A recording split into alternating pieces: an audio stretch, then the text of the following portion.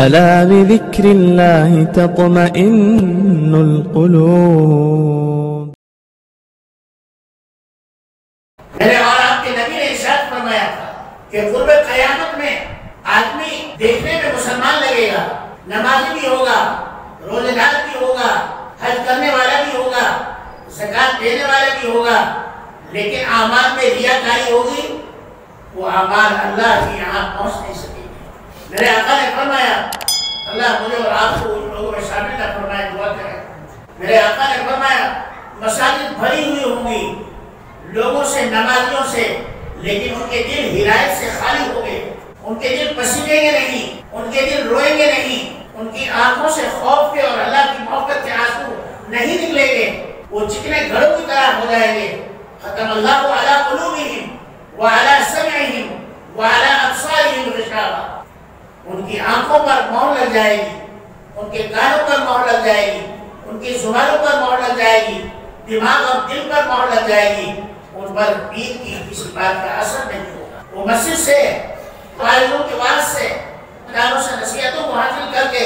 جب وہ اپنے مقام سے لوٹیں گے اپنے گھروں کی طرف، تو ان کے دامن اور ان کے دل خالی ہوں گے، اور یہ معلوم ہوگا کہ اب کہاں گئے تھے، کہ کہیں نہیں، اور کیا لائے تھے، کچھ نہیں۔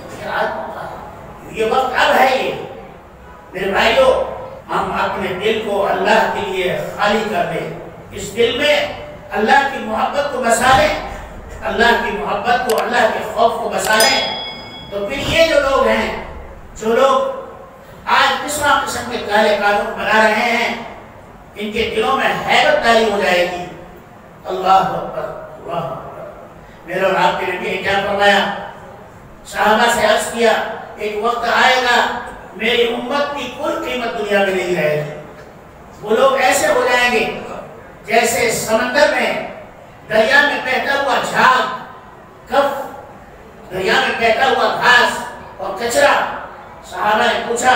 یا رسول اللہ صلی اللہ علیہ وسلم، کیا ہم لوگ اس وقت تعداد میں زیادہ نہیں ہوں گے؟ فرمایا کہ ہاں، تعداد میں بہت ہوں گے،